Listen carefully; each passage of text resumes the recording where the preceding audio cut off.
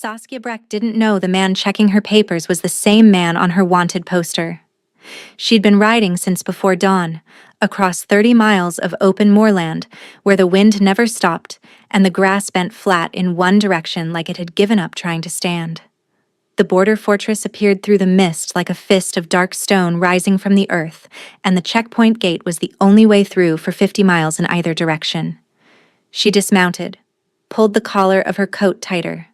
The wind cut across the moorland with a sound like tearing cloth, and carried with it the smell of wet stone and heather and something else. Something warm and close that she couldn't place, like a second heartbeat echoing beneath her own. She ignored it. She'd been tracking a mark for 11 days, and she was tired and cold, and her horse needed grain, and she needed to get through this gate before the weather turned worse. The checkpoint was manned by 4 guards in dark leather and a man who wasn't dressed like a guard at all. He stood to the side of the gate with his arms folded, watching the line of travelers with the unhurried patience of someone who had nowhere else to be. Sandy brown hair fell past his ears, pushed behind them by the wind. His jaw was sharp. His shoulders were broad beneath a long charcoal coat that was well made, but deliberately plain, and his eyes were the color of wet slate, blue-gray and watchful. Those eyes found Saskia in the line and stayed. Something shifted in her chest, a flicker, a pull. Her pulse did something strange, a single hard beat that landed out of rhythm, and for a moment she felt it doubled, as though a second heart were beating just beneath her own, steady and deep. She shook it off. Border crossings made everyone tense. When she reached the front of the line, the nearest guard held out his hand. Papers. Purpose of travel. Any weapons declared? Saskia handed over her tracker's license, her territorial pass, and the folded wanted poster that served as her commission. Bounty hunter. Licensed out of the reach. Tracking a fugitive last seen heading north into Aldermore territory. She unclipped the short sword at her hip and laid it on the table. 1 blade. Declared. The guard unfolded the wanted poster, looked at it, then looked past Saskia's shoulder at the man in the charcoal coat. The man stepped forward, took the poster from the guard's hand without asking, studied it. His face didn't change. Not quite. But something moved behind those slate blue eyes, a flicker of something that was gone before Saskia could read it. He looked at the poster for a long time. Then he looked at her. This is your mark?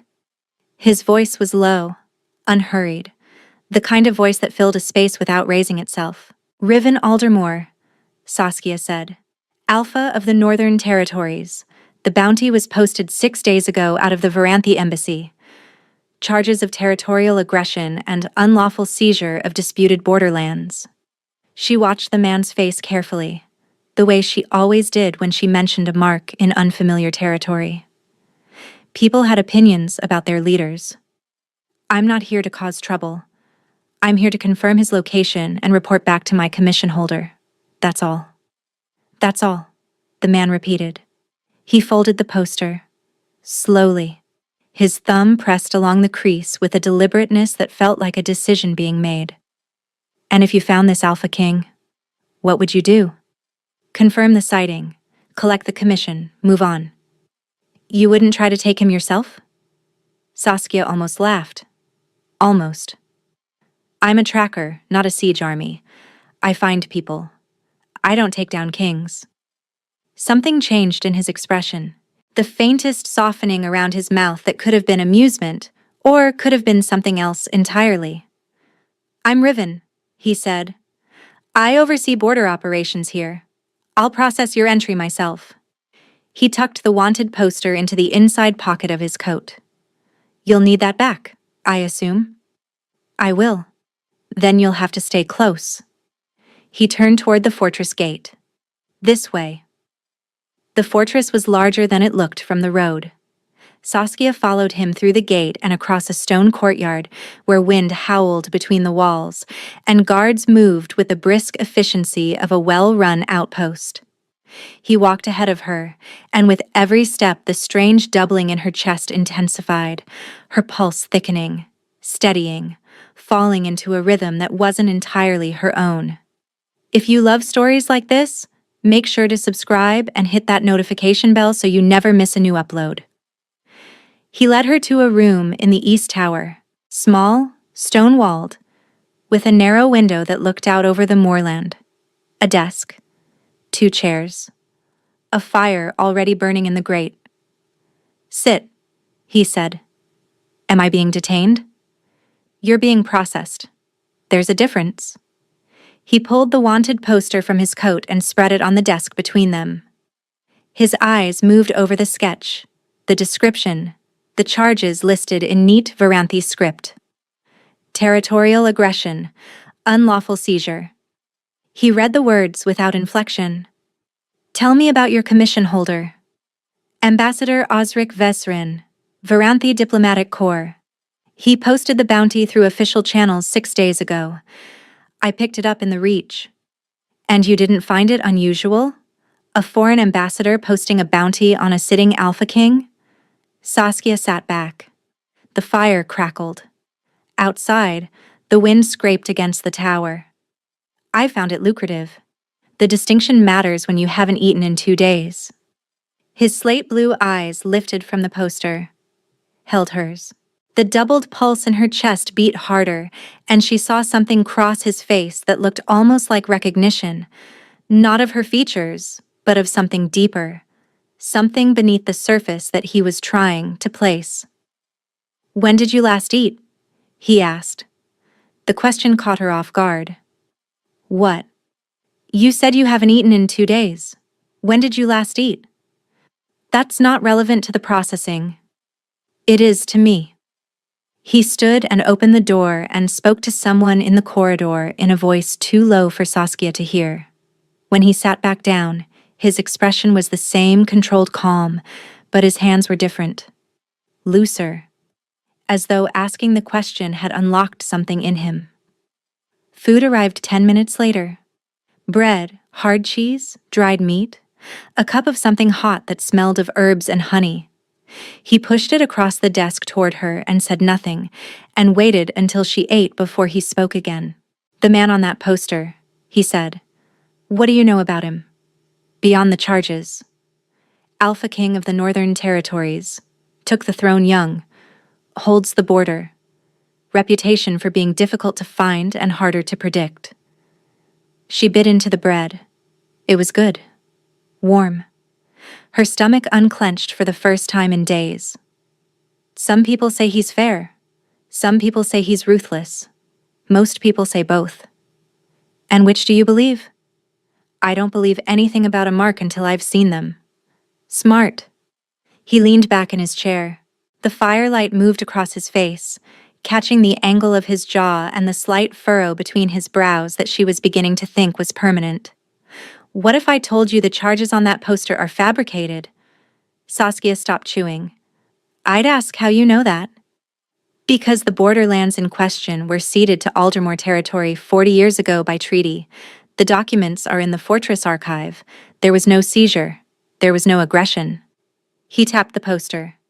"This is a provocation, designed to draw bounty hunters into the territory and create enough instability to justify Varanthi intervention. That's a significant accusation against an accredited ambassador." "It's not an accusation. It's a fact."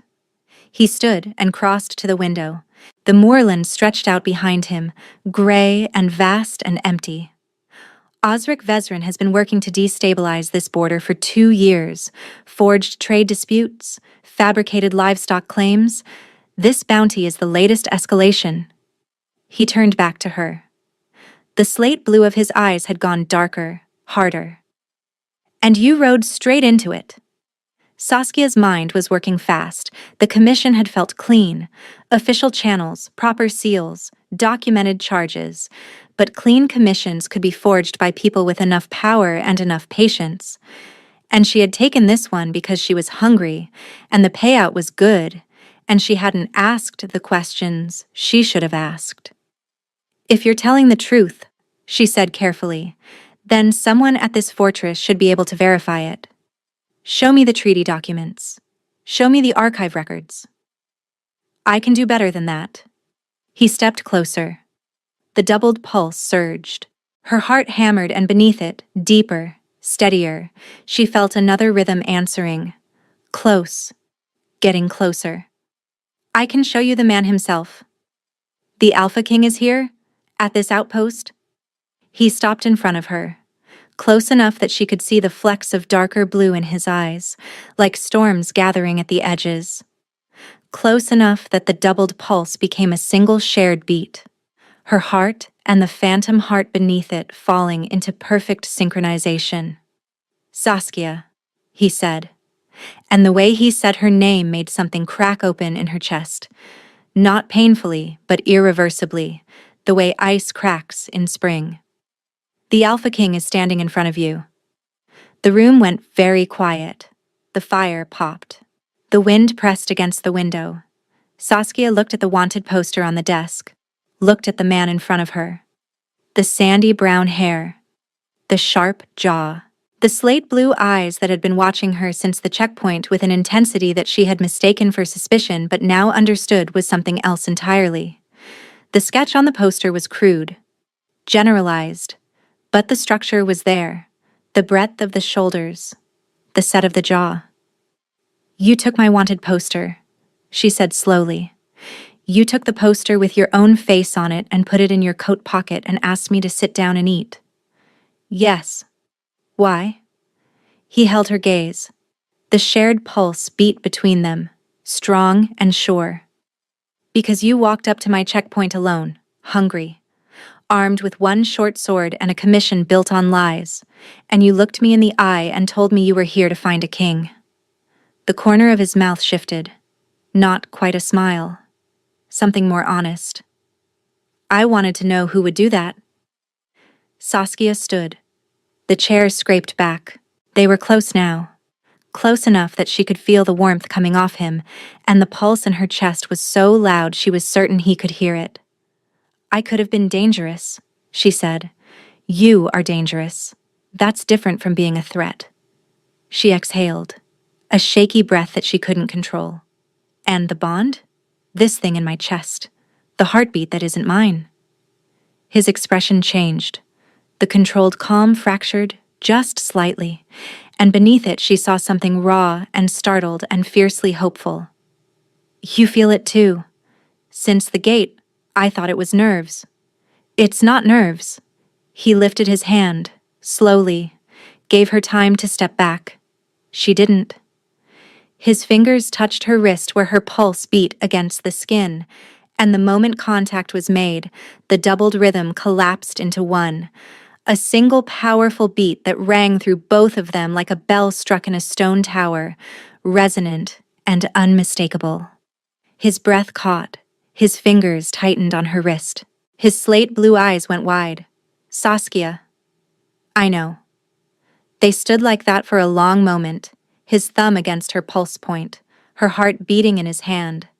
The fire burning low and the wind battering the tower and the wanted poster spread on the desk behind them with its lies and its crude portrait and its fabricated charges, and between them a bond that was older than the fortress and truer than any commission she had ever carried. He kissed her. It was not tentative. It was not careful. He kissed her the way the wind crossed the moorland, with a force that had been building for miles and miles and had finally found something to break against. His hand moved from her wrist to her jaw, and his mouth was warm and certain, and the shared pulse detonated into something that shook through her bones. Every heartbeat amplified, echoed, answered. She kissed him back. Her hands fisted in the front of his coat and pulled him closer, and she felt his pulse jump under her touch, felt it race and then steady, race and then steady, as though his body couldn't decide between urgency and reverence and had settled on both. When they broke apart, his forehead rested against hers. His breathing was ragged. I came here to find you, she whispered. You did find me. I came here to find you for the wrong reasons. His thumb traced the line of her jaw. Stay for the right ones. They sat by the fire for a long time after that. He didn't move to the other side of the desk. He stayed close, his knee almost touching hers, and the shared pulse between them settled into something quieter, not weaker, steadier, like a tide finding its rhythm. "How long have you been tracking?" he asked. 7 years, since I was 17. She stared at the fire. My mother was a healer in the southern marshes. She treated anyone who came to her, didn't matter what territory, what pack, what allegiance. A border skirmish came through our village when I was 16. She kept treating the wounded from both sides. Saskia's jaw tightened. The local alpha didn't like that, called it treason, seized our home, exiled us. Where is she now? Gone. Fever took her the following winter. We couldn't afford a healer. She heard the bitterness in her own voice and didn't soften it. So I learned to track, because the only thing the territories respect is someone who can find what they've lost. Riven was quiet. Then he said, "I lost my father to a border dispute. Varanthi manufactured. Vesrin's predecessor engineered it. A skirmish that didn't need to happen, over land that wasn't in question." His voice was even, but his hands were not. His fingers pressed against his knees. "That's why I hold this border myself. That's why I ride it alone." She looked at him. The firelight carved shadows beneath his cheekbones, and the shared pulse between them ached with something that was deeper than attraction. Recognition. Two people shaped by the same kind of loss, pointed in different directions by it, arriving at the same place. "We're a pair," she said quietly. "We are." The next morning, Osric Vazerin arrived at the fortress.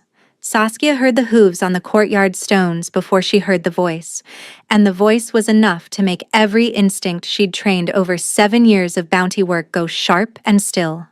She was standing on the east rampart when the delegation rode through the gate. 6 horses, 2 Varanthi guards in formal blue, and at the center, a man with narrow shoulders and a diplomatic sash and pale hazel eyes that moved across the fortress with the assessing patience of someone calculating value. "That's him," she said. Riven stood beside her. His jaw was set. "I know. He'll have documents, seals. He'll claim diplomatic authority and demand I turn over my tracking report confirming your location." "Yes. And when I don't? That's why I need you beside me when I meet him." He looked at her. The slate blue eyes were steady. "Not behind me. Beside me. You know bounty law better than anyone in this fortress. You know how the commission was structured. You know where the forgery is." Saskia felt the shared pulse between them, strong and grounding. "You're asking me to dismantle my own commission in front of the man who paid me. I'm asking you to tell the truth in front of the man who lied to you." She held his gaze for 3 heartbeats. Then she nodded. They met Osric in the courtyard. The full garrison watched from the walls. Guards at the gate, soldiers on the ramparts. The moorland wind cutting between the stone walls and carrying the smell of heather and rain. Osric dismounted with the precise, unhurried grace of a man who believed the world would wait for him.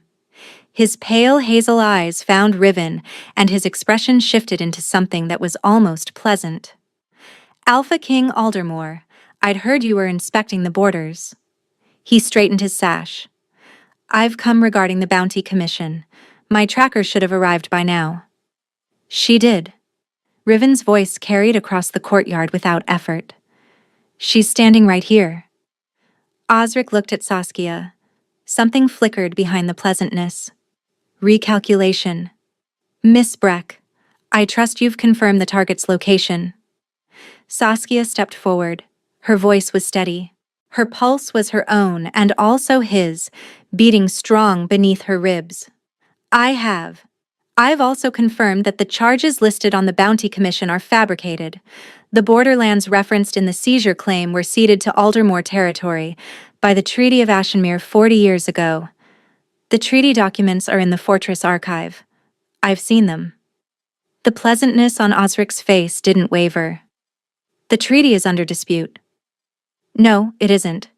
I checked the Varanthi registry records as well. Your own government ratified the cession. There is no dispute. There never was. She pulled the wanted poster from her coat. The same poster Riven had taken from her the day before, and returned that morning with a look that said more than words could carry. She held it up so the courtyard could see. This bounty was built on forged charges. The commission is void. Osric's pale hazel eyes went flat. The pleasantness dissolved. You're a bounty hunter, Miss Breck. Not a diplomat. I'd suggest you remember who pays your commissions.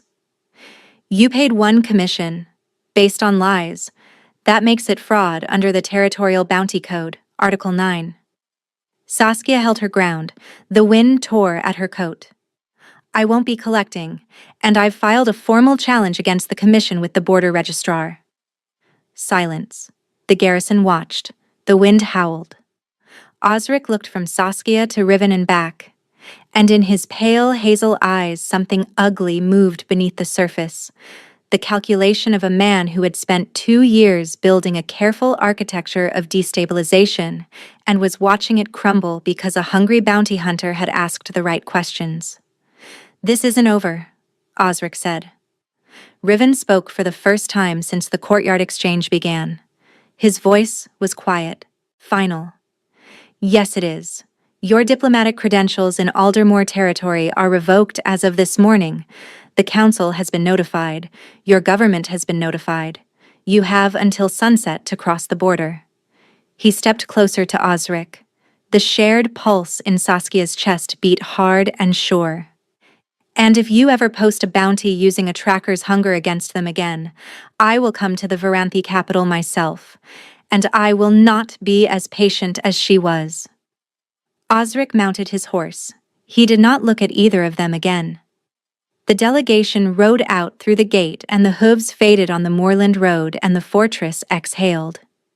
Riven turned to Saskia. The courtyard was still full of soldiers and guards, and the wind was still cutting, and the sky was still gray, but the way he looked at her made all of it fall away. Article 9, he said. What about it? Is it real? She almost smiled. It is now. He laughed.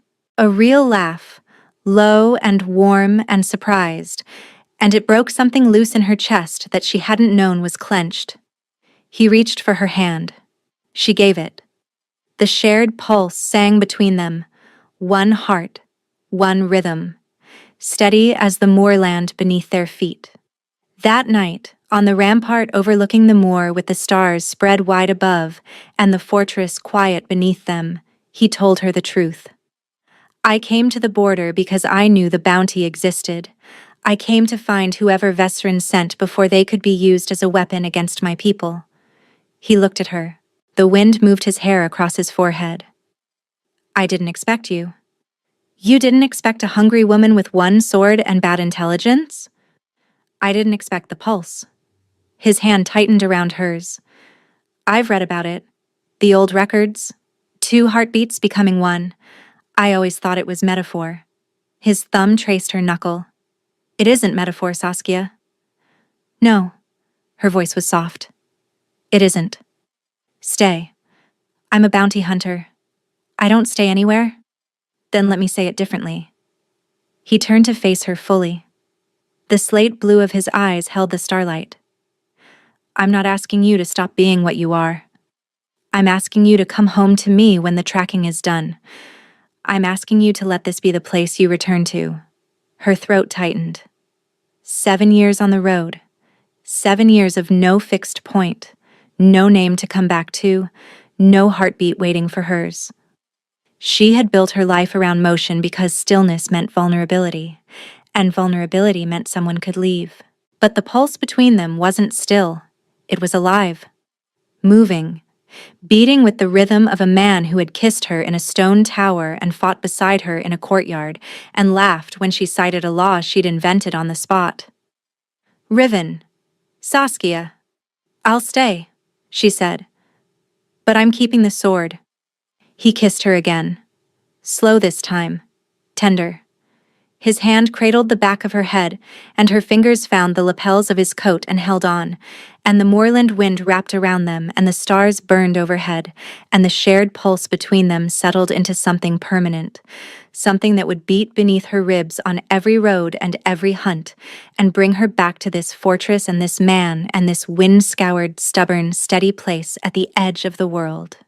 3 months later, Saskia rode through the checkpoint gate with a courier's satchel on her hip and a commission in her pocket. This one legitimate, tracking a stolen shipment through the eastern marshes. The guard at the gate waved her through with a nod and a grin. "Welcome back." The fortress courtyard smelled of rain and stone and the herbs the cook was drying on the south wall. Her horse knew the way to the stable without guidance. Saskia dismounted and pulled the satchel free and turned toward the east tower. Riven was already in the doorway, leaning against the frame with his arms folded and his charcoal coat unbuttoned, and those slate-blue eyes watching her cross the courtyard with an expression that she had learned to read over 3 months of departures and returns. Relief. Want.